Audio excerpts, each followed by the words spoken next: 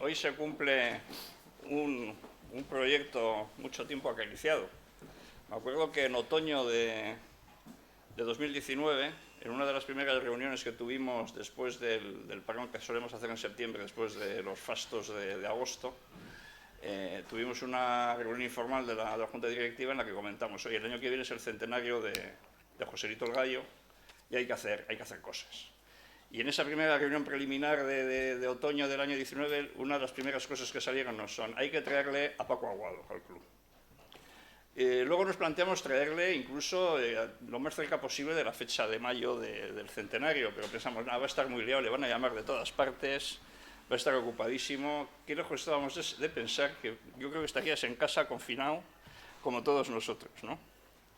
Entonces lo pospusimos, intentamos hacer, como recordáis, anunciamos en la revista del año pasado que en agosto íbamos a intentar, aunque no hubiera toreros, hacer 3 actos en lo que hubiera sido la Semana Grande, y uno de ellos era nuevamente tratar de traerle a Paco. Y yo creo que llegamos a sacar hasta los billetes de autobús. Sí, señor. Y las cosas se pusieron mal y se tuvo que anular todo lo que teníamos previsto. Bueno, pues por fin hoy está aquí. Por fin hoy está aquí Paco. ¿Y por qué Paco y Joselito? Pues porque todos sabéis que el mito de la gran edad de oro del toreo, ¿no? El duelo entre la rivalidad entre Joselito y Belmonte. Todos sabéis que independientemente de los valores taurinos de cada uno, Belmonte tuvo la suerte de tener la percha literaria del magnífico libro de Chávez Nogales. Y sin embargo, Joselito en ese sentido parece que había sido peor tratado, ¿no? Una de las pocas cosas que pudimos hacer el año pasado en homenaje a Joselito fue un coloquio a puerta cerrada que titulamos Las Biblias del Gallismo y que se emitió por el canal de YouTube. Y lo llamamos así porque tratamos de analizar los 2 libros clásicos que mejor han tratado de reivindicar a la figura de Joselito, ¿no? El Arte de Birlibirloque de Bergamín y el Qué es torear de Gregorio Corrochano. Y una cosa que se puso un poco de manifiesto durante ese coloquio fue que en el fondo ninguno de los 2 es un libro profundo que analice realmente con rigor a Joselito. Porque Bergamín utiliza la figura de Joselito y su rivalidad con Belmonte para hacer un ejercicio maniqueo en el que Joselito es todo lo bueno y Belmonte es todo lo malo, además de una manera muy exagerada. Es un pretexto para soltar sus teorías estéticas y no hay realmente un análisis profundo de aficionado de la tauromaquia de uno o de otro, ¿no?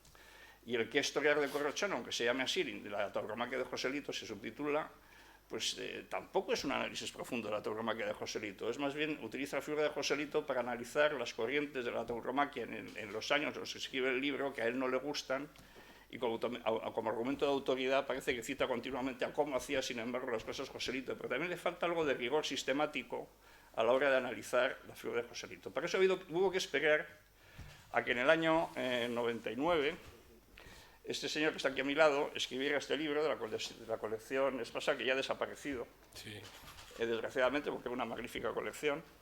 Escribió este primer libro sobre Joselito el Gallo. Y con motivo del centenario de la muerte de Joselito en Talavera, escribió una versión corregida y aumentada. 120 páginas más. 120 páginas más, sí, corregida y bastante aumentada. Que, por cierto, bueno, lo tenemos a la venta, lo tiene Marlujena a la venta aquí en el club hoy. La importancia de este libro es grande porque es lo que no eran los otros libros. Esto sí que es un estudio profundo de la figura de Joselito el Gallo.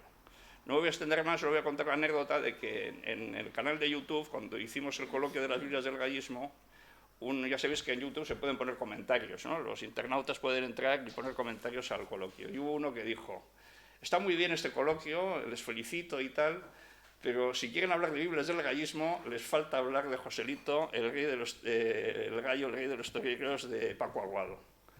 Y bueno, no sabía el hombre que escribía eso, que es que lo teníamos pensado hacer en un coloquio específico, y por fin hoy ha llegado el día de hacer ese coloquio específico, en el que Paco, que está a mi lado, que es madrileño, aficionado al fútbol, de nuestro antiguo filial, el Atleti de Madrid. De hecho, estaba viendo la foto que habéis puesto. Eso es el banquillo del Calderón, el sitio del Cholo. Me quise poner ahí para la eternidad. Bueno, pues Paco no os voy a entretener más. Paco es periodista, es escritor, ha escrito este libro, ha escrito otros libros de toros, como ha escrito Por qué Morgante, Figuras del siglo XX, La tauromaquia de José Tomás.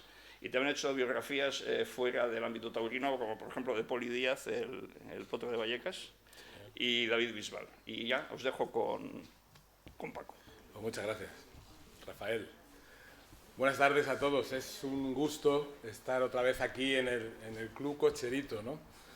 Lo acabo de poner en el libro de firmas, el club más prestigioso, ¿no? Taurinamente hablando, de todos cuantos hay en el mundo, y sobre todo en un día tan especial como este, ¿no? Ha sido pues muy triste, pero a la vez muy reconfortante poder estar en el funeral de Antonio Fernández Casado, que aquí tenemos, que sale citado en el libro entre los agradecimientos porque tuvo el detalle de cederme algunos datos que han sido de gran valor para redactar este libro también, ¿no? Por encima de su condición de aficionado, de cocherista, de presidente del cochero, de profesional, creo que Antonio es una gran pérdida en este momento porque se estaba dedicando a algo que se me antoja fundamental en estos momentos, tal y como está la tauromaquia, que es recobrar la memoria del toreo.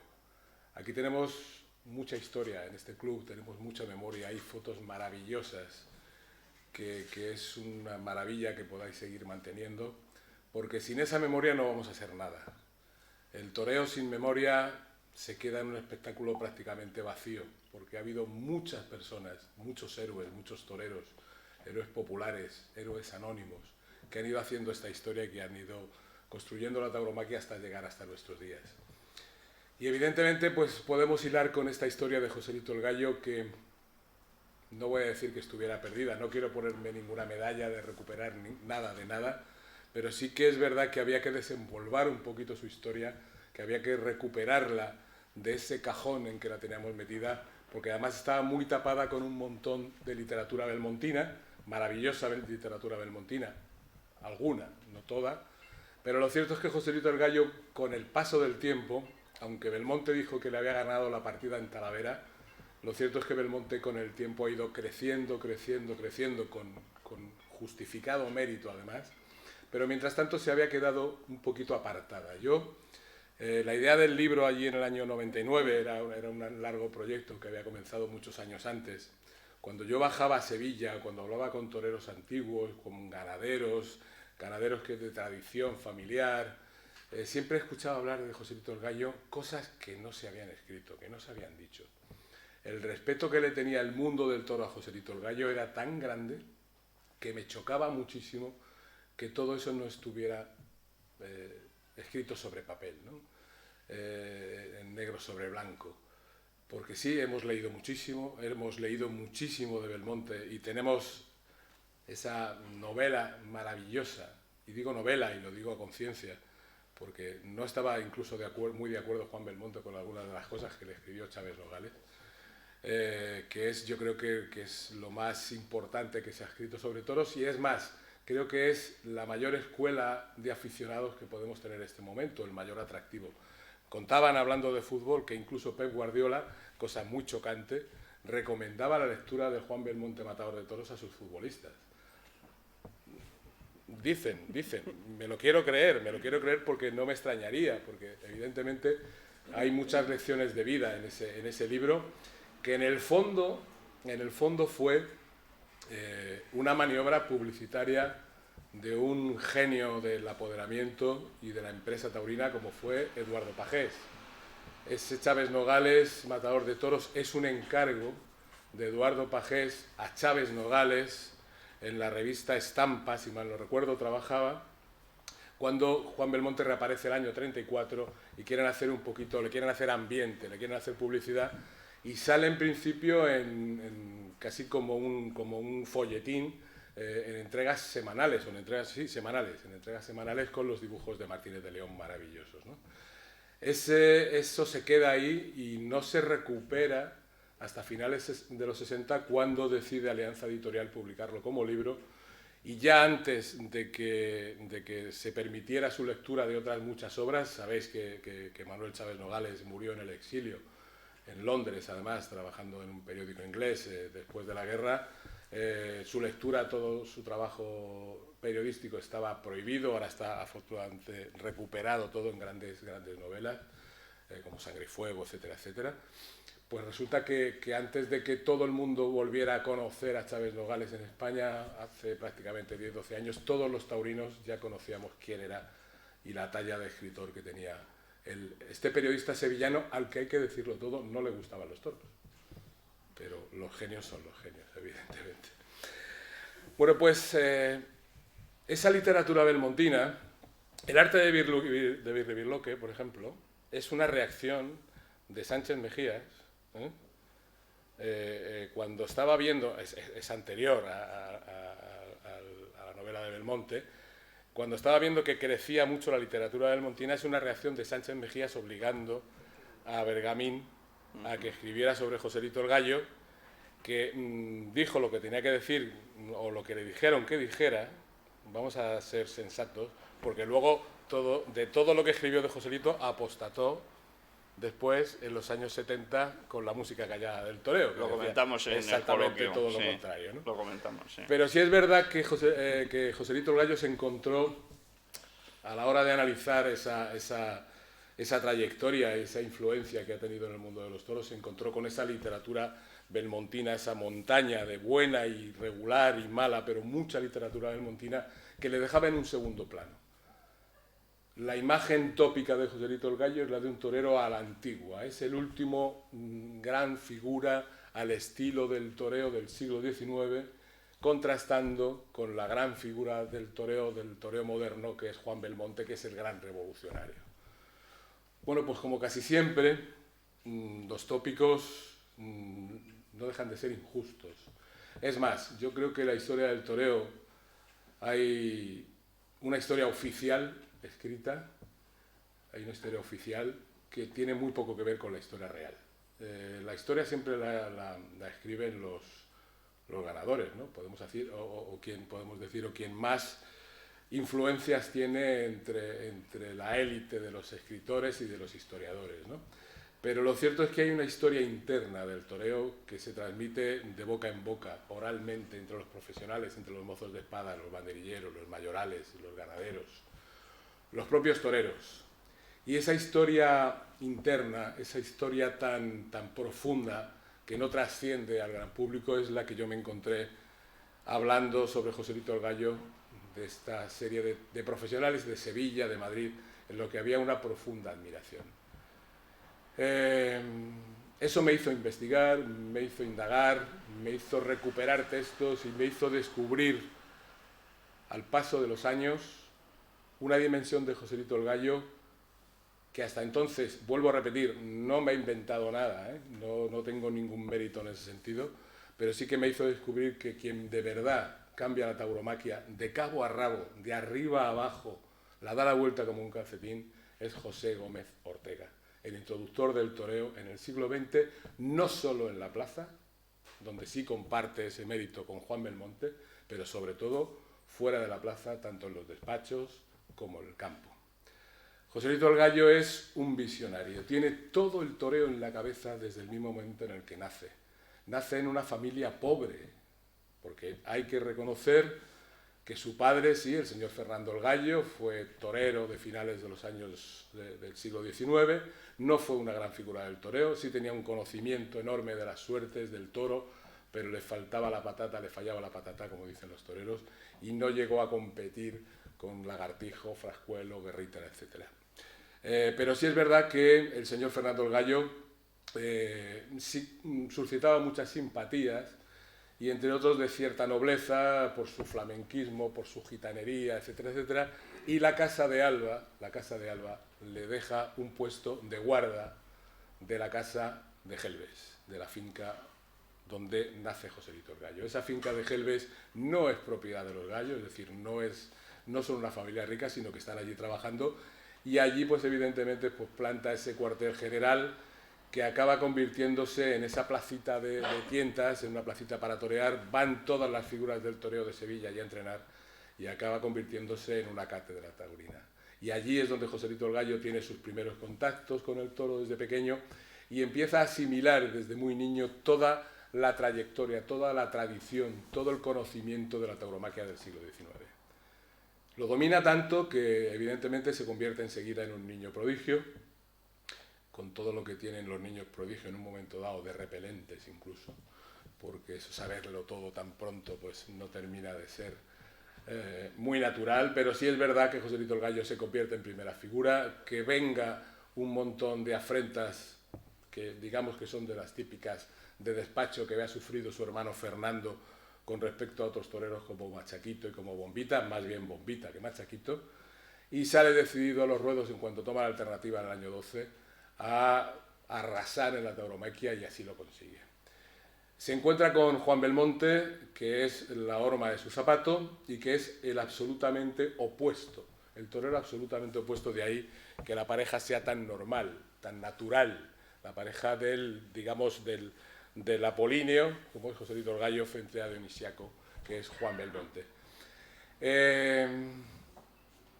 Si uno se pone a analizar la tauromaquia de los dos, vamos a hablar primero de toreo y luego hablamos de despachos y de toros y todas estas cosas, si uno se pone a analizar la trayectoria de los dos y la forma de torear, se encuentra con que Juan Belmonte, taurinamente hablando o en la técnica, no fue ningún revolucionario, todo lo contrario, se limitó a hacer las suertes que ya se estaban haciendo durante el siglo XIX.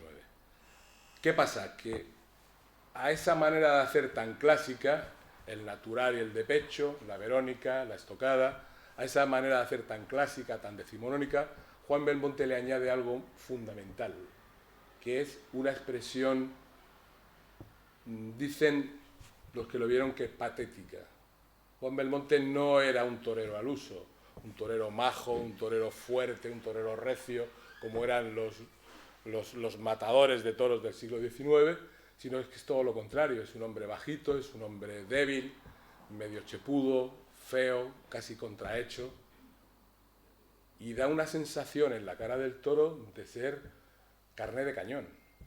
Pero Juan Belmonte, que es un tío muy astuto, yo es lo que más destacaría de su personalidad, del torero de Triana, sale también de la miseria, y cuando se encuentra con la posibilidad de darle un giro a su vida y de triunfar en los ruedos, Juan Belmonte empieza a maquinar, empieza a pensar, y se da cuenta que precisamente por esa debilidad física, que al principio, pues, y esa falta de conocimientos también iniciales, que le cuesta muchas volteretas, ya dice Guerrita que el que quiera verle, que se dé prisa, porque lo va a matar un toro, porque así no se puede torear, pero al final Juan Belmonte consigue demostrar que sí se puede torear así, y que todo es fuerza de voluntad, y todo es inteligencia. Y Juan Belmonte consigue algo muy importante, algo que hasta entonces no se había hecho: ganarle la voluntad a los toros a base de ganarles su terreno, de pisarles el pitón contrario, de avanzar hacia el pitón contrario. Cuando Juan Belmonte avanza así, con esa poca fortaleza física, se encuentra que domina más a los toros porque los desvía de su trayectoria. De alguna manera los hace reducir la velocidad de su embestida y por tanto empieza a hablarse ya de algo tan etéreo, muy primitivo en aquella época, como es el temple. Evidentemente, la sensación que Juan Belmonte produce en los públicos, con todos esos condicionantes, viendo que no lo mata un toro, sino que todo lo contrario, se pasa a los toros muy cerca y les reduce la velocidad, acaba siendo toda una conmoción. Y en una época como es la de finales del siglo XIX, primeros del siglo XX, donde nos encontramos todas las vanguardias artísticas, el belmontismo es la vanguardia de la tauromaquia. Y además esto es algo que lo cuento siempre. Yo fui un estudiante regular y me acuerdo que en la Facultad de Periodismo nos hicieron un examen sobre las vanguardias, fue una pregunta general, los ismos, ¿no? Los ismos de primeros del 20, y yo escribí 5 folios del belmontismo. Es el único sobresaliente que me han puesto. Me dijo el profesor, dice, tienes mucha jeta, pero te has enterado. Digo, vale, pues me alegro. Quiere decirse con esto que Juan Belmonte sí es no tanto un revolucionario técnicamente, sino estéticamente. Vamos a empezar con una gran aportación técnica, es así, que es la de cruzarse con los toros, ganarles el pitón contrario para ganarles la voluntad. ¿Qué tiene Joselito para enfrentar a esa gran aportación de Juan Belmonte? Evidentemente tiene un conocimiento enciclopédico del toreo, enciclopédico, de cabo a rabo. Le caben todos los toros en la cabeza, como ha dicho el padre, hoy que no hay toro malo para el buen lidiador, ¿no? Que siempre se puede sacar partido, pues Joselito el Gallo se lo sacaba. Se lo sacaba de todos, a su manera, con todos los recursos necesarios, a la manera antigua del 19, a la manera moderna, pero algo más, conoce todas las suertes, maneja el capote, hace todo tipo de quites, banderillea de maravilla, aunque solo por el pitón derecho, le decían, como gran defecto. Mata habilidosamente, consigue lo que es la esencia del toreo, que es preparar al toro de una manera perfecta para ese momento final de la estocada. Ese es el objetivo, es el único objetivo del toreo, matar al toro, y por tanto hay que prepararlo, y todo lo que se le hace está condicionado para eso. Muchas veces se nos ha olvidado y le estamos quitando poca importancia, pero lo cierto es que esa es la auténtica esencia del toreo. Bueno, pues Joselito domina todo eso, pero aparte hay que hacer algo más, hay que reaccionar de alguna manera contra la gran aportación de Belmonte. Y Joselito el Gallo consigue algo tan importante como el toreo cruzado y el temple, que es la ligazón del toreo en redondo. Hasta entonces, en muy poquitas ocasiones, contadas con los dedos de una mano, se había conseguido. Su padre alguna vez, algún otro torero, pero muy pocos. Y se contaba como algo muy excepcional y como algo muy raro, que era que al echarse la muleta a la mano izquierda, pegaba un muletazo, cambiaba los terrenos, giraba sobre los talones, le seguía dejando la muleta, le pegaba otro, le pegaba otro, le pegaba otro. El toreo ligado por tandas, que hoy vemos como algo normal y natural, en aquella época era una excepción, nunca se había hecho. Lo normal, lo clásico, lo eterno de toda la vida durante el siglo XIX era el natural y el de pecho, toreo de ida y vuelta, pero no se giraba para ligar las suertes como hacía Joselito el Gallo con la muleta. ¿Qué consigue Joselito el Gallo con eso? Joselito el Gallo es un gran dominador de toros, y lo que consigue Joselito el Gallo es abarcar más embestidas, poder más a los toros, exigirles más recorrido, y por tanto dominarles de una manera no tan brusca como el toreo por bajo, que lo dominaba perfectamente, o el toreo por alto, que se nos ha olvidado, que destronca muchísimo a los toros y se sabe manejar la muleta, sino que simplemente gracias a esa continuidad del mando del muletazo, Joselito el Gallo en esa ligazón terminaba destrozando a los toros, porque le aguantaban muy pocos, eran capaces de aguantar más de una serie en redondo. Claro, esto nos lleva directamente al toro. No tiene nada que ver el toro de finales del 19, de primeros del 20, con el toro de nuestros días. Evidentemente, todos los que hayáis visto películas de aquella época, habéis visto que era un toro que estaba prácticamente criado para los primeros tercios, que llegaba a los picadores en 7 u 8 entradas, decían 7 u 8 puyazos, ¿no? ¡Qué barbaridad! No eran puyazos. No hace falta más que ver las imágenes para ver que eran refilonazos. Los picadores no podían ni agarrarse, porque los caballos no llevaban peto, era un choque, eso el que llegaba, porque muchos al sentir el hierro salían de najas. O sea, la bravura tal y como hoy la entendemos, no tendrá más de 80 o 90 años. Aquello era fiereza, agresividad, casta, pero no bravura modelada como la entendemos hoy en nuestros días. Joselito el Gallo necesita, por tanto, una vez que está viendo por dónde van los tiros, por dónde va Belmonte, por dónde va él, qué quieren hacer con los toros, necesita un toro más bravo y necesita un toro de mayor duración. Las faenas de muleta de Joselito el Gallo, hay una además cronometrada en Madrid, de un toro de Miura dificilísimo, que además uno de sus enemigos le gritó desde el tendido: a ver cuánto te dura, y le dijo a su amigo el alfombrista: pon el reloj. En minuto y medio estaba el toro en el suelo. Quiere decirse que tenía toda esa facilidad para un toro con muy poca bravura, con muy poca duración, que se agotaba una vez que salía de los caballos, y evidentemente las faenas de muleta eran cortas, un poquito más largas ya que las del siglo XIX, cuando eran de 5 o 6 muletazos. Todos los que podáis ver en revistas antiguas, digo revistas o crónicas antiguas, los cronistas de entonces eran casi notarios, ¿no? 7 puyazos, 3 caballos muertos, 2 por alto, 2 por bajo, un pinchazo, una estocada, un descabello. una sucesión de estadísticas casi como las del fútbol o la NBA ahora, ¿no? Bueno, pues eran faenas muy cortas y Joselito el Gallo empieza a alargar esas faenas de muleta. Lo consigue también Juan Belmonte, buscan otro tipo de toro y Joselito el Gallo, que es, como decían, que parecía que lo había parido una vaca. Joselito el Gallo se cría en el campo. Hay que tener en cuenta que las ganaderías más importantes de aquella época, el 95% de las ganaderías importantes de aquella época, pastan a 50 kilómetros de su casa, como mucho. 50, 60 kilómetros. Joselito el Gallo va al campo durante todos los inviernos a diario.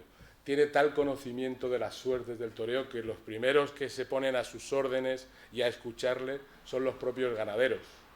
Domina tanto la situación que él aconseja la creación de ese nuevo toro que pide la nueva tauromaquia, la tauromaquia moderna. Cuando hablo de tauromaquia moderna, muchas veces hay gente que esto se lo toma como algo despectivo o de modernidad. No, vamos a decir las cosas por su nombre. Hay una tauromaquia antigua y hay una tauromaquia moderna que empieza con la Edad de Oro. Joselito el Gallo busca ese toro de mayor duración, y lo encuentra perfectamente en el toro del entronque de la línea Vistahermosa, y más concretamente, toro de Santa Coloma, toro de Murube, toro de Parlavé. Estamos hablando del origen del 90% de las ganaderías actuales, prácticamente. ¿Qué tenían antes? Antes había una mayor variedad, había mucho toro, por ejemplo, el toro veragüeño, el toro de Miura, el toro navarro, también se lidiaba, que era un toro de primer tercio, vuelvo a repetir, un toro que duraba muy poco, que daba espectáculo en el caballo, pero que cuando tocaban a matar estaba culado en tablas y no había manera de sacarlo de allí para hacer algo mínimamente lucido con la muleta. Joselito el Gallo busca y aconseja a todos los ganaderos para que sigan por esa línea. El tópico dice, y lo contradicen las estadísticas que están en el libro, el tópico dice que Joselito era un torero que mataba todo tipo de ganaderías y que mataba sobre todo las ganaderías difíciles. Sí, mataba ganaderías difíciles y no tenía problemas, resolvía los problemas con una absoluta facilidad. Pero si uno mira las ganaderías que mató en su vida, resulta que de esas ganaderías difíciles cada vez mató menos. El primer año completo de matador de toros mató 9 corridas de Miura. El último año completo de matador de toros, el año 19, mató una. Fue reduciendo corridas de Miura, por ejemplo, corridas de origen veragüeño, para promover ganaderías, vuelvo a repetir, como la de Murube, que la rescata. Sabéis que Antonio Urquijo, banquero de esta tierra, se hizo ganadero con esa ganadería de Murube, que se iba a ir al matadero porque la familia Murube estaba prácticamente en la ruina, y Joselito el Gallo habló con su amigo Antonio Urquijo para que comprara la ganadería, que ha llegado con su hierro hasta nuestros días, y se recupera así, o no se pierde, el encaste de Murube. Pasa también con otras muchas divisas. Incluso se cuenta, y parece que era cierto, que Joselito el Gallo, antes de morir en Talavera, tenía la intención ya, con suficiente dinero, de comprar la ganadería de la marquesa viuda de Tamarón, que antes había sido de Fernando Parladé. Esa es la ganadería que él quería, la que él le gustaba, con la que él se hubiera hecho ganadero. Y ya sabéis qué pasó con la ganadería de Tamarón, que se murió Joselito, no se la pudo comprar y se la compró el señor conde de la corte, por tanto... Ahí viene casi todo lo que se lidia ahora. 90%, o sea que sabía por dónde iban los tiros, ya estaba un poquito enterado el chaval, ¿no? Creador del toro moderno, Joselito el Gallo. Todavía él no llega a ver el esplendor de ese nuevo encauzamiento de sangre brava para crear ese toro moderno, pero sí es verdad que ya empieza a disfrutarlo en determinadas corridas, ya se empieza a notar. Y evidentemente es un toro que todavía le queda mucho por pulir, un toro muy bravo, que hasta la guerra civil produce la lista de toreros caídos en el ruedo más grande de toda la historia del toreo.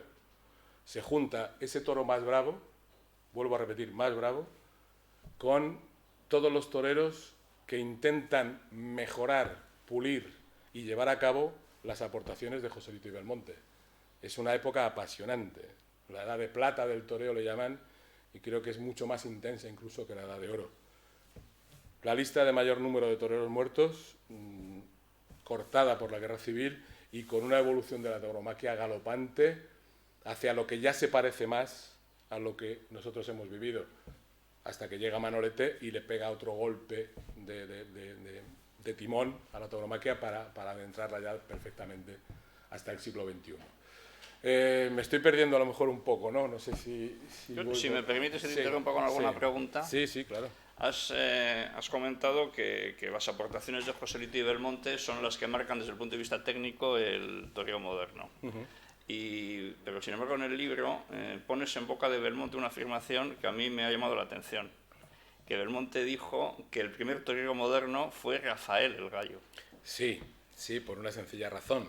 Porque es el primer torero que empieza a entender la faena como una obra artística, por encima del dominio sobre el toro.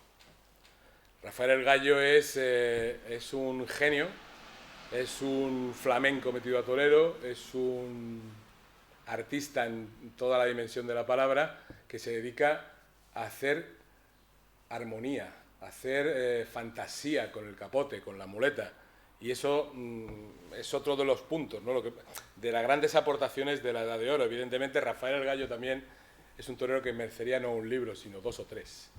Porque la historia de Rafael el Gallo sí que es absolutamente secreta y oculta, y hay muchas incógnitas en esa personalidad tan gitana, ¿no? Fíjate que siendo los dos hermanos de padre payo y de madre gitana, no se parecen en nada, Joselito el Gallo y Rafael, y su hermano Rafael. Rafael es gitano puro en todo lo que hace en la vida, y Joselito el Gallo, como decía García Lorca de él, tenía el duende judío, ¿no? del dominio absoluto, ¿no? de controlar todas las situaciones, pero Rafael el Gallo era la absoluta fantasía.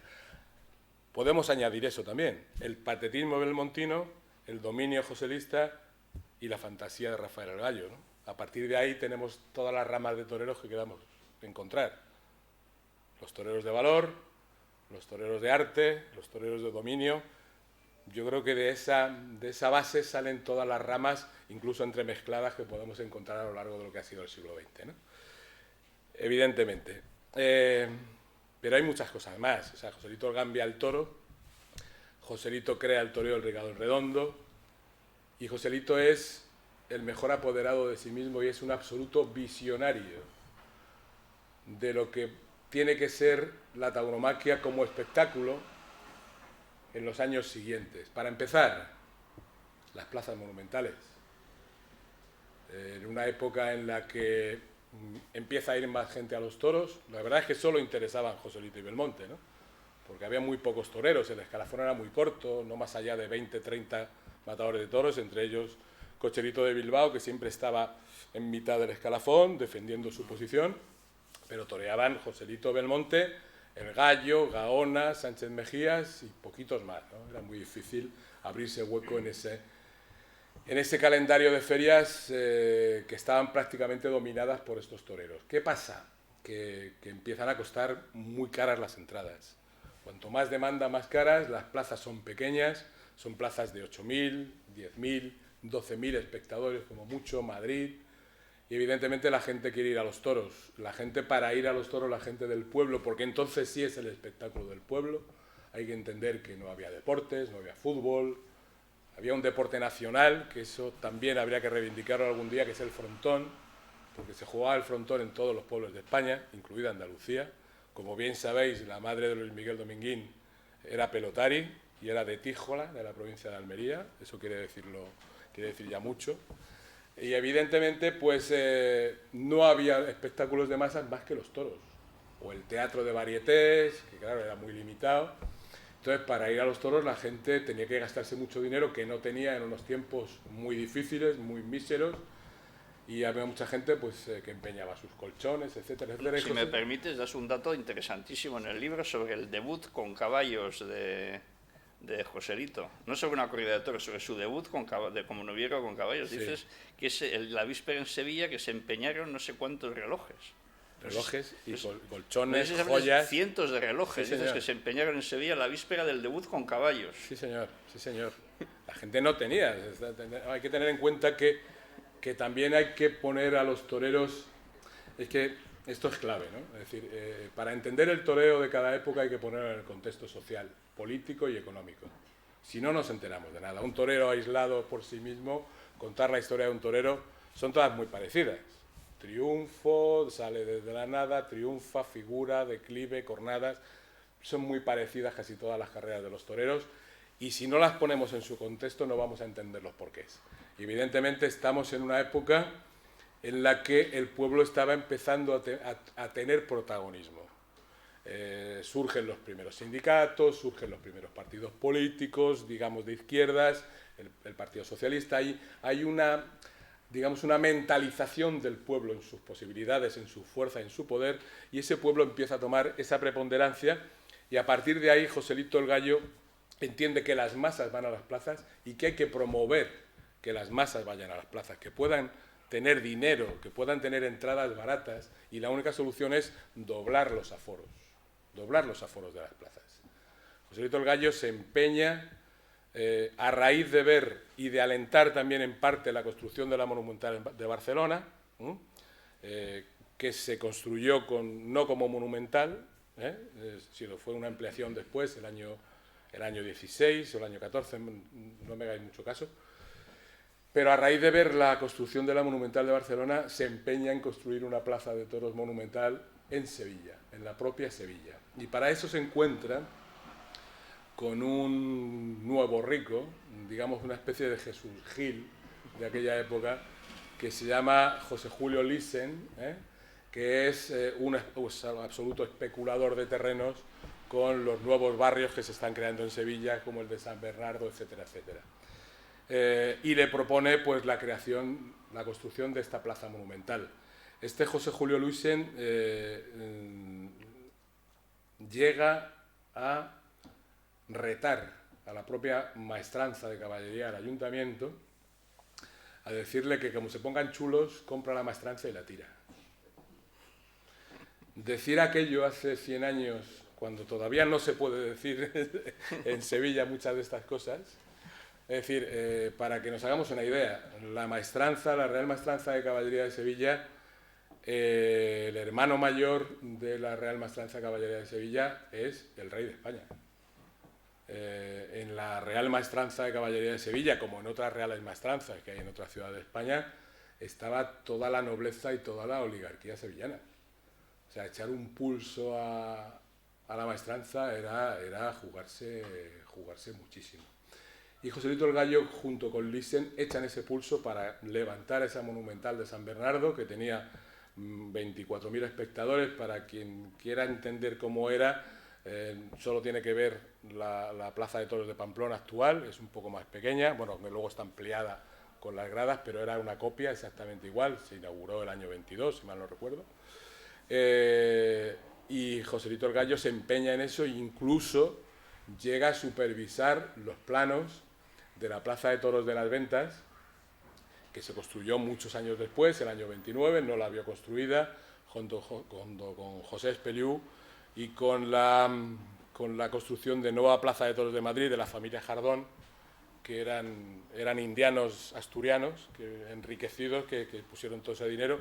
En principio, además, se pensaron los terrenos de la nueva Plaza de Toros de Madrid, que sustituyera a la de la Fuente del Berro, se pensaron en un sitio que a lo mejor hubiera estado bien que se hubiera puesto ahí, porque hubiera hecho menos aire.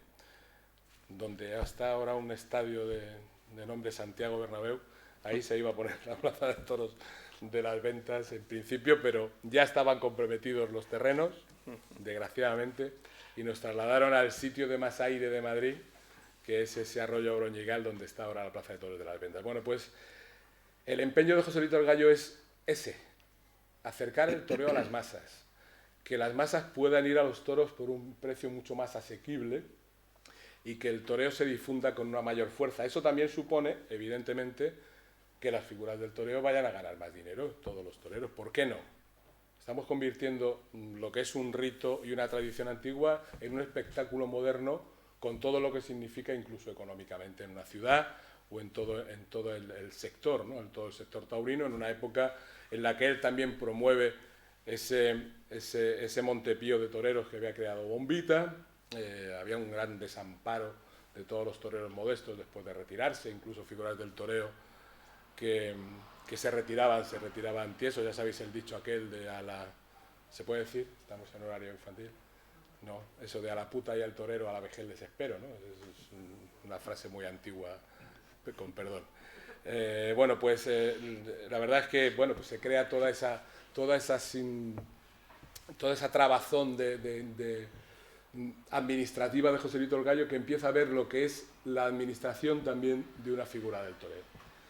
Hasta entonces los apoderados no existían, lo que había se llamaban sí apoderados, pero no eran apoderados tal y como los entendemos hoy en día, sino que eran simplemente administradores, gente que manejaba los papeles de los toreros, pero que no viajaban con ellos, ni siquiera decidían dónde se contrataban o no. Los toreros se administraban solos y Joselito el Gallo ve qué tiene que hacer, viendo la dimensión que están alcanzando tanto él como Juan Belmonte, cómo hay que administrar ese interés de los públicos y cómo hay que gestionarlo. Fijaros que Joselito el Gallo es el primero que empieza a torear más allá de las 100 corridas de toros. Eso ahora tiene su mérito, pero tenemos carreteras, tenemos aviones, no hay problema, pero hacerlo en 1915 debía ser bastante complicado. ¿Y cuál es la organización de Joselito el Gallo? Torear en todas las ferias. Imaginaros un mes de agosto de Joselito el Gallo, que están las estadísticas ahí. 5 tardes en Bilbao. El último día se coge el tren. Gracias al tren empiezan, porque el tren contribuye de una manera fundamental ya a finales del siglo XIX a expandir la tauromaquia, porque incluso ya se embarcan toros en los trenes hacia 1876, me parece que se embarcó el primero, un toro de Colmenar para Barcelona, en cajones, en los trenes, igual que ahora en los camiones. Bueno, pues Joselito el Gallo organizaba, vuelvo a repetir, 5 corridas en Bilbao. El último día se cogía un tren por la noche, paraba a la mañana siguiente, paraba en La Mancha, podía torear al Alcázar de San Juan, Manzanares, etcétera, etcétera. Volvía a coger un tren esa noche en una estación para llegar a Málaga, por ejemplo, al día siguiente, donde toreaba otras 3 o 4 corridas de toros. Esa es la manera de organizarse las temporadas por parte de Joselito el Gallo, que además empieza a administrar también sus fuerzas y empieza a repartir los toros que lidia, dependiendo de la categoría de las plazas, también con mayor o menor importancia, y crea la figura del vedor, esa figura ahora tan mal vista por los aficionados, que es el vedor de la empresa o el vedor del torero, que va al campo a elegir los toros que tienen que lidiarse para que distinta corrida. La crea Joselito el Gallo en la figura de su amigo José Soto, que es el que va a campo a elegirle las corridas dependiendo de la categoría de la plaza. Y otra cosa más, fijaros hasta qué punto llega la visión de Joselito el Gallo. Ya empiezan a doblar el dinero de los contratos, pero llega hasta darse cuenta de una situación extrañísima que he descubierto y que ha aparecido aquí en este nuevo libro también, gracias a un descubrimiento de otro gran periodista fallecido, aragonés, como es, perdona, su nombre, bueno, me acordaré, estoy ya un poquito mayor. Bueno, pues Joselito el Gallo es el primer torero que introduce lo que hoy llamaríamos derechos de imagen. Es decir, ¿cómo? Si no hay televisión, no hay nada. No hay televisión, pero hay cine. Hay cine. Y además el cine está creciendo muchísimo. No solo se emiten películas en los cinematógrafos, sino que se emiten reportajes. Y se emiten reportajes de corridas. Hay una casa en Valencia, evidentemente es una droguería, porque la película es inflamable y las películas se vendían en las droguerías, que graba, que filma todas las corridas de la Plaza de Toros de Valencia. Y hay latas todavía por ahí, en la Filmoteca de Valencia, de la Comunidad Valenciana, hay latas de algunas de esas corridas que se han conservado.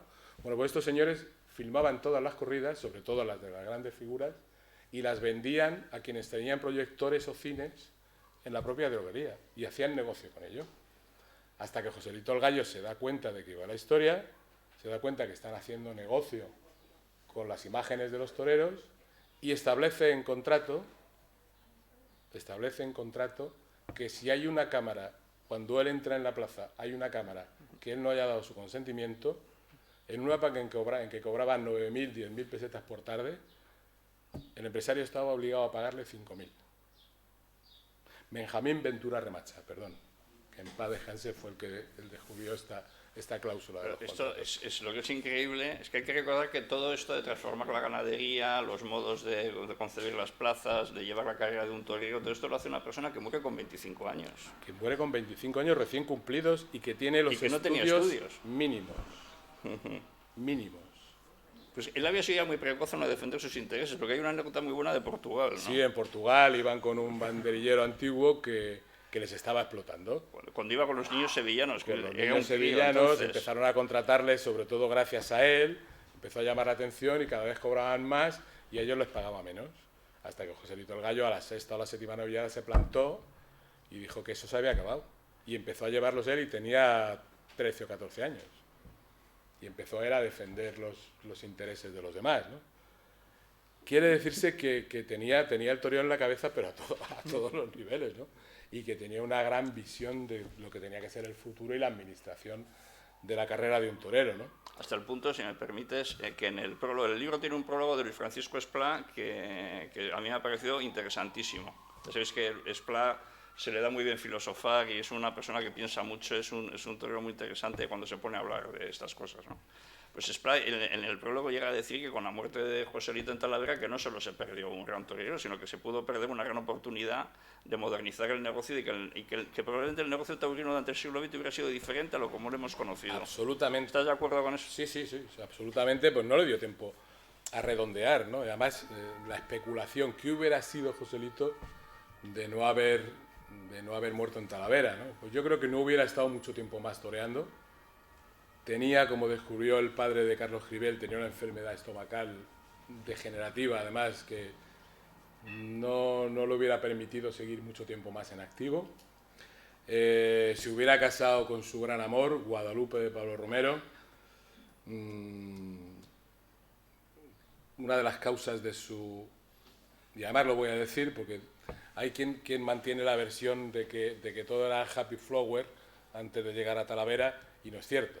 No es cierto, pues no hay más que ver las fotos con 25 años de Joselito, alopécico, gordo, en una profunda depresión, como le hablaba a su amigo Felipe Sassone, el escritor, entre otras cosas porque tuvo muchísimos problemas.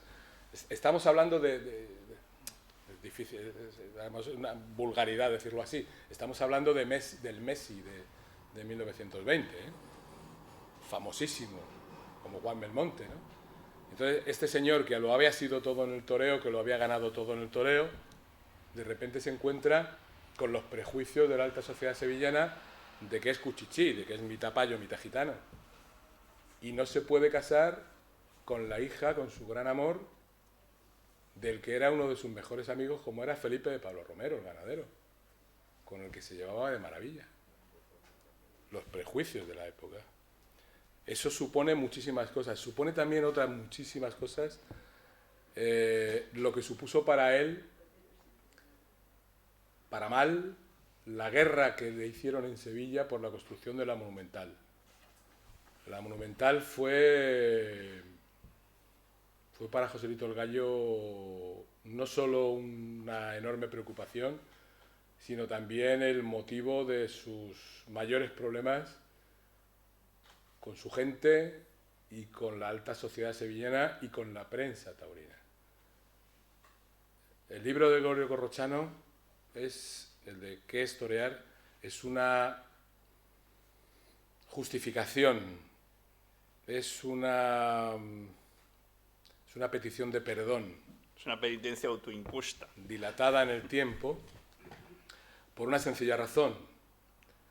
Porque una vez que Joselito el Gallo se empeña en levantar la Monumental de Sevilla, el crítico que mejor había escrito de él, que mejor le había descrito, que mejor le había puesto en todo su tiempo, empieza a ser su mayor enemigo en la prensa.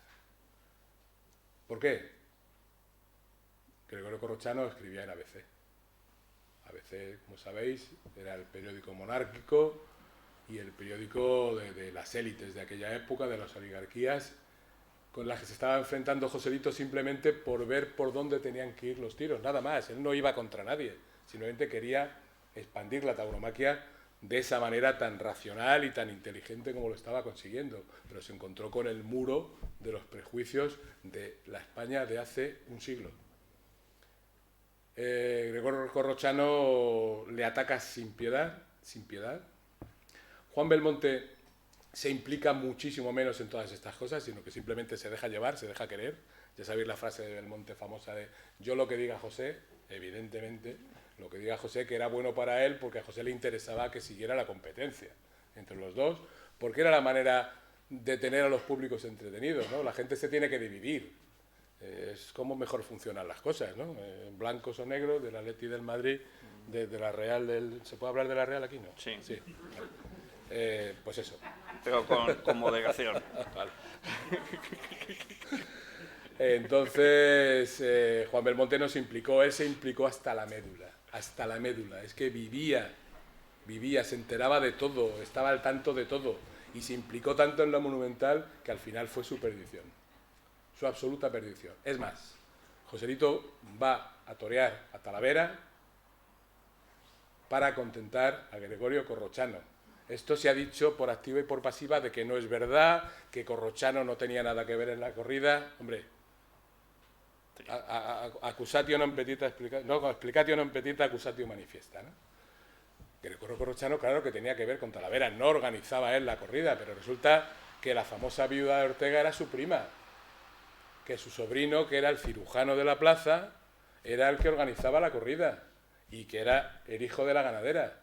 Y que la corrida que lidió Joselito el Gallo, donde estaba el famoso bailador, se tenía que haber lidiado en la Feria de Albacete del año anterior, se suspendió por lluvia, la corrida fue a los cercados de la finca Santa Polonia, digo porque es mi calle, en Madrid, donde tienen su casa cuando quieran, donde ahora está la casa del Joselito actual, de José Miguel Arroyo. Es curioso, ¿eh? Cómo las cosas se redondean. Bueno, pues esa corrida pasa todo el invierno en esos prados de Talavera de la Reina y el hijo de la ganadera se hace empresario de la Plaza de Toros de Talavera para poder lidiar esa corrida. Cuando Joselito se entera de todo esto, se va por mediación de Sánchez Mejías, que estaba de por medio, que era más amigo de Corrochano, y cena en un restaurante de Madrid, el famoso Pacto de la Estrecha, el restaurante de la Estrecha, y se ofrece no solo a torear la corrida, sino a que la organice su gente afín. Desgraciadamente, eso no estaba previsto ni nadie sabía que iba a pasar lo que pasó, ¿no? Pero evidentemente es una manera de intentar contentar a Corrochano para que rebaje sus críticas. Durísimas críticas. Hay un libro de su íntimo amigo, Felipe Sassone, es autor teatral, peruano, aficionado práctico, íntimo amigo de Joselito el Gallo, en que hay confesiones muy íntimas en este sentido, incluso quejándose de que todos los elogios que recibe en la prensa son comprados, porque eso del sobre es muy antiguo, ¿eh? No, el sobre ya no existe, no hay ni para sobres. Entonces, quiero decirte que al final ese Napoleón del toreo, ese visionario de la tauromaquia que fue Joselito el Gallo, fue víctima de su propia ambición y de su propia grandeza, ¿no? La acabó devorando. En España, además, somos un país que, como sabéis, no perdonamos a los triunfadores, ¿no? Todo lo contrario, ¿no? Y hubo alrededor de Joselito muchísimas envidias, muchísimas ambiciones, muchísimo aprovechamiento por parte de adláteres, y al final fue su propia víctima con 25 años recién cumplidos. En apenas 10 años había cambiado el toreo, había marcado los caminos de lo que el toreo ha seguido siendo después. Los años 20, durísimos, los empresarios dieron la vuelta a todo,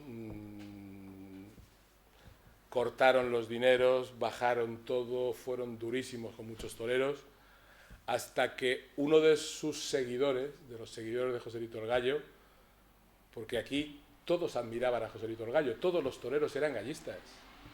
Los intelectuales eran belmontistas, pero los toreros eran gallistas, todos. Y todos quisieron seguirle. El año 24, el año 26, se retira Domingo González Dominguín, el padre de los dominguines. Se hace empresario y apoderado. Saca a Cagancho, saca a Domingo Ortega, saca a Armillita, se convierte en uno de los mayores empresarios del toreo, un absoluto genio, frenado por la guerra civil, le da la vuelta a la tortilla siguiendo las indicaciones o la manera de hacer de Joselito el Gallo, de lo que él aprendió viendo y escuchándole. Otro gran admirador de Joselito el Gallo, que también llegó a torear con él, José Flores Camará, saca a Manolete unos años después y aplica con Manolete todas las pautas que Joselito el Gallo marcó como administración de una figura del toreo.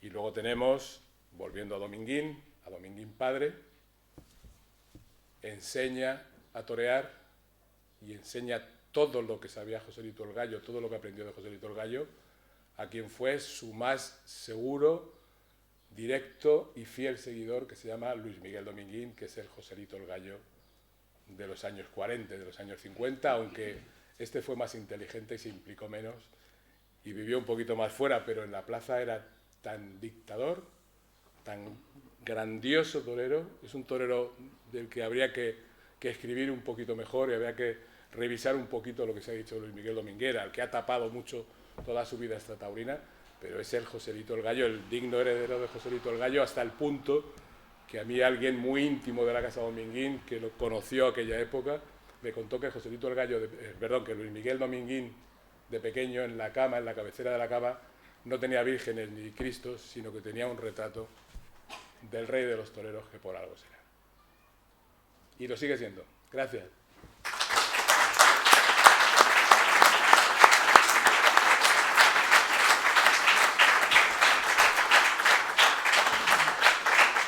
Antes de pasar al público, me gustaría hacerte dos preguntas más.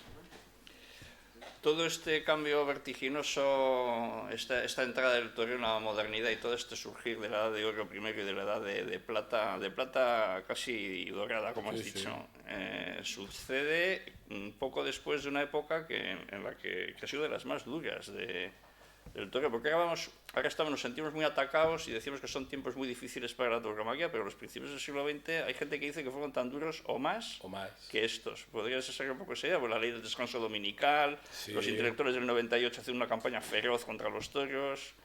El toreo... Es un poco de esperanza, sí, digo. Sí, no, hombre, no sé. El toreo entra en el siglo XX casi a rastras, ¿eh? Se retira Guerrita, al que le echan, como dice, no me voy, me echan, ¿no? Por absoluto dictador.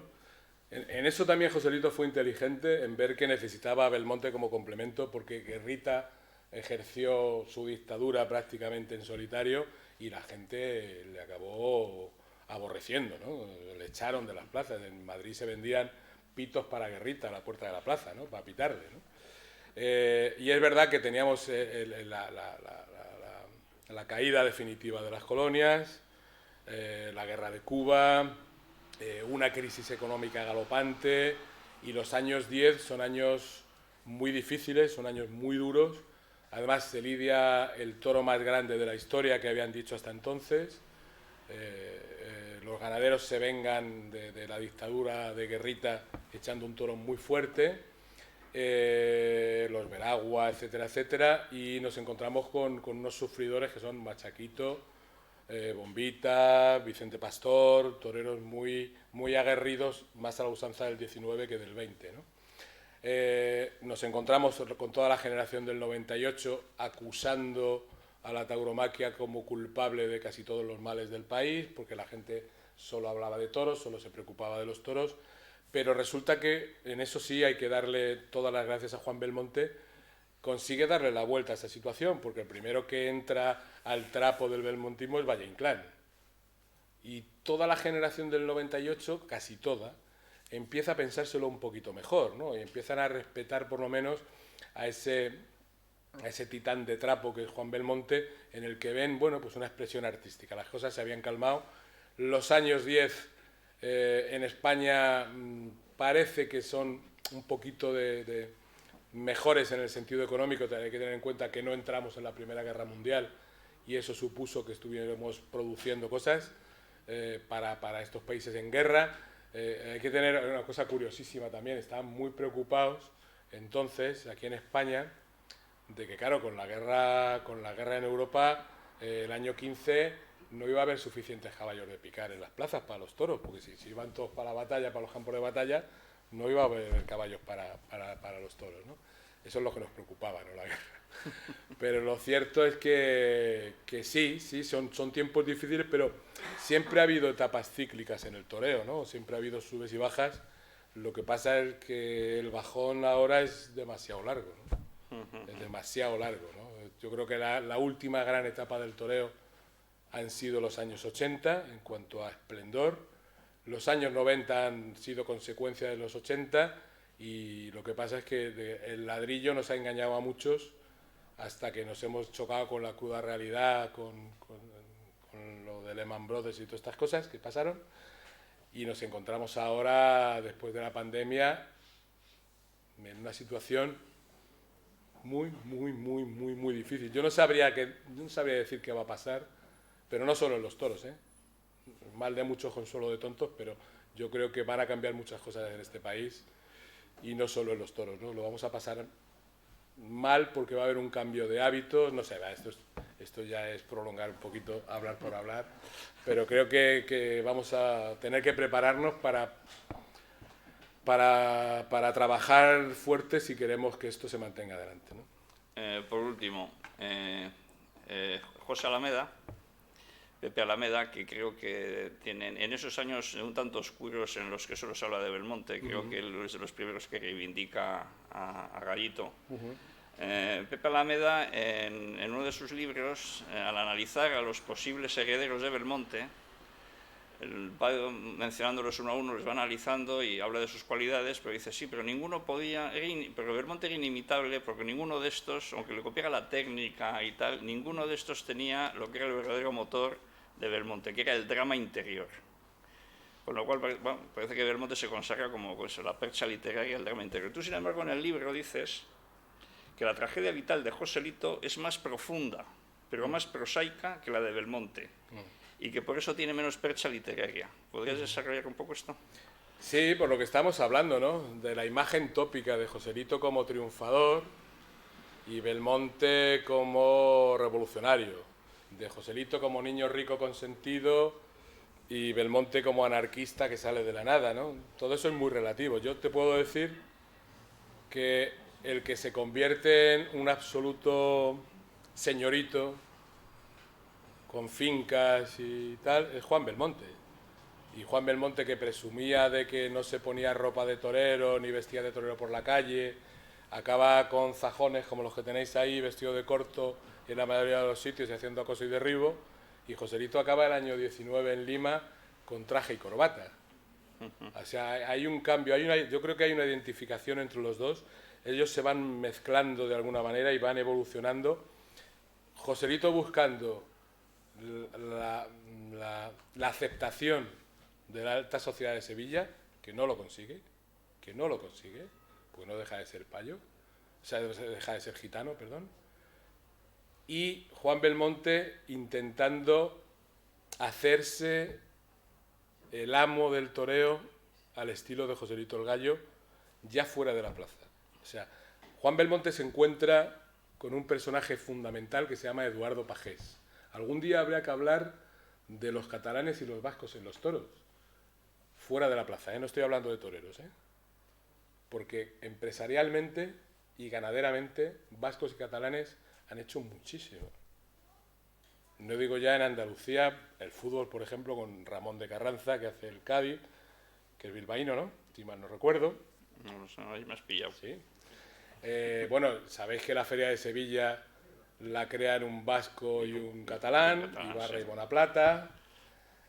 Sabéis que Eduardo Pagés, que empieza crea el espectáculo cómico con Charloya Pisera y sus botones, el primer espectáculo cómico, se hace millonario con ese espectáculo, pero multimillonario, dando la vuelta al mundo, y el año 22 le ofrece, el año 22 o el año 24, no me hagáis mucho caso, le ofrece una tremenda exclusiva al señor Juan Belmonte, pero que es el doble de dinero de lo que Juan Belmonte cobraba el año 19 o el año 20. Y con Juan Belmonte, Eduardo Pagés y Domingo Dominguín empiezan a aplicar eso que vio Joselito el Gallo, lo empiezan a aplicar claramente. Eduardo Pagés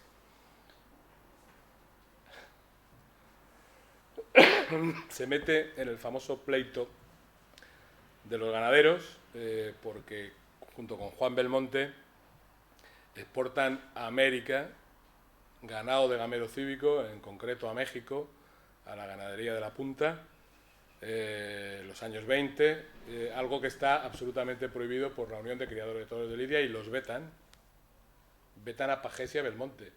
Pagés es empresario de Sevilla, Pagés es empresario de Madrid, y Lidia es como, imaginaros la temporada en las ventas con ganado de la asociación, solo con una ganadería, con cubillo y poco más. Pues así se mantuvo muchos años, echando un absoluto pulso. O sea, esos años 20 y 30 son años trascendentes en ese sentido, hasta el punto de que, en agradecimiento a la protección y al dinero que ganó con él, Juan Belmonte le consigue a Eduardo Pagés ese contrato que todavía está en vigencia, que tiene la familia Canorea.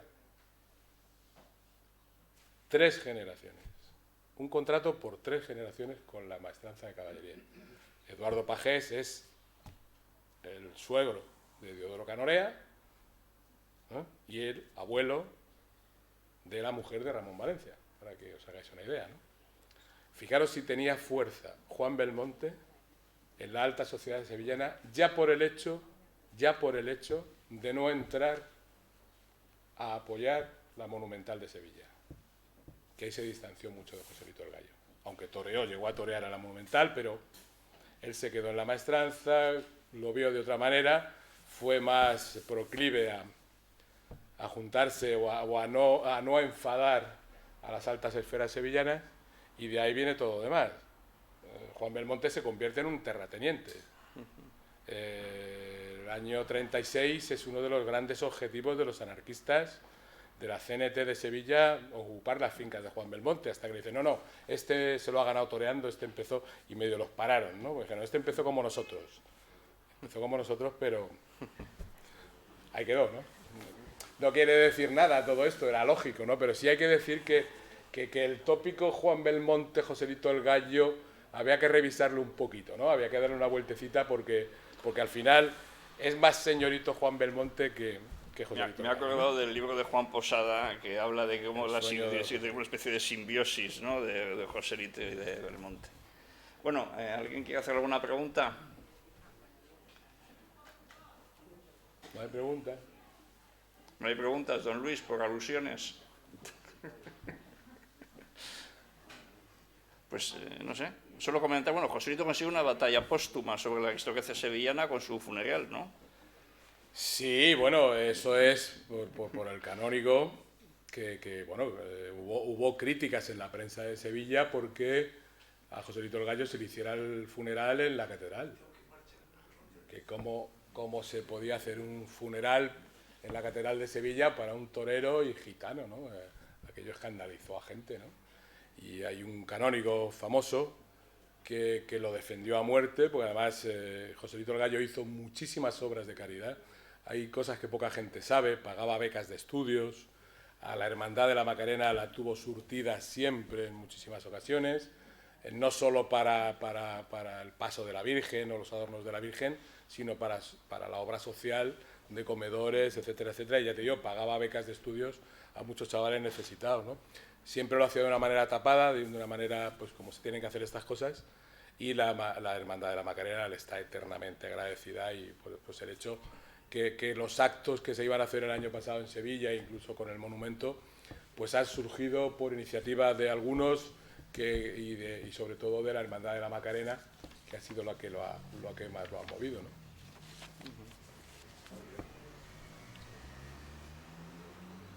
¿No hay preguntas entonces? ¿No hay pregunta?